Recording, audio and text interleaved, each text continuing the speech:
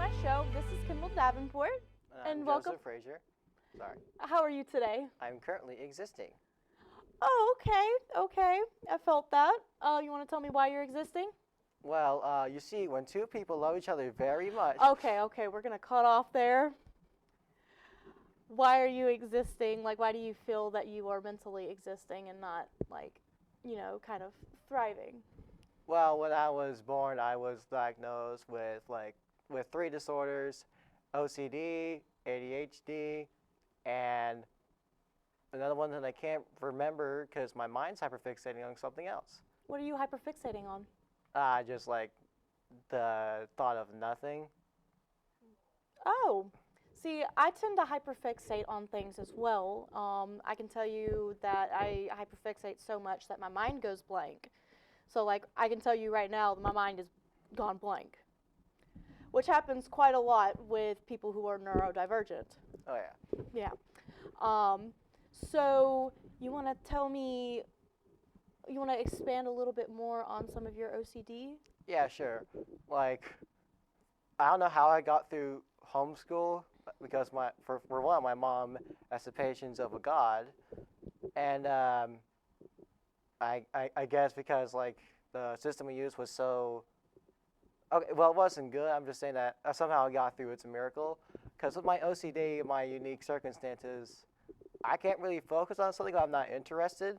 So let's say if like you're telling me about photosynthesis and I see like anything else in the corner of my eye like that curtain. I didn't know what it was called at first, and I just like my attention goes to that, and then I'm yelled at sometimes.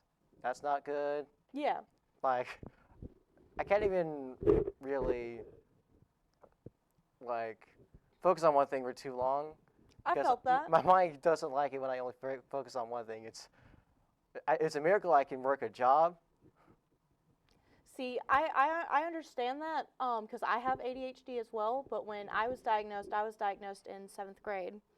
And a lot of it wasn't along the lines of like, oh, I can't focus on anything, or let me just hyperfixate on this curtain back here. It was more along the lines of social.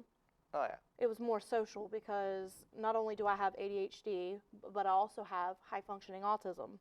So growing up, for me, it was very hard socially. Like, it was very hard to get social cues. It was very hard to get all of these things together, Yeah, because your mind's wired differently to where you don't really think about what you say.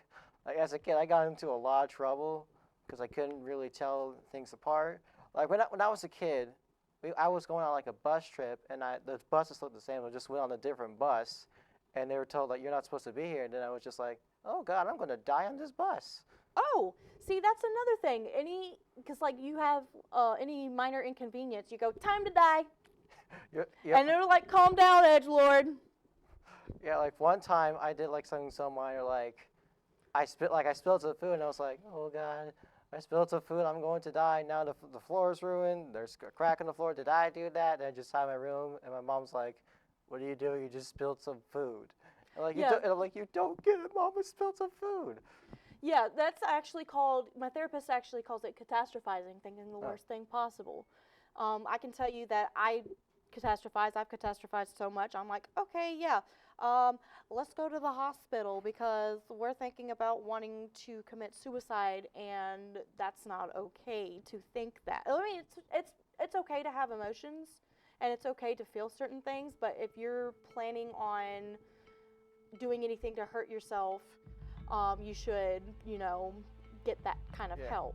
And I'm very glad and very fortunate that I've gotten the help that I've needed thus far. Speaking of help and like friends and stuff, like the way I think, I can't really be too confident in my talking abilities because I consider myself an extrovert. But whenever I'm talking with someone, I'm like, oh God, did I say something annoying? Oh God, they must hate me.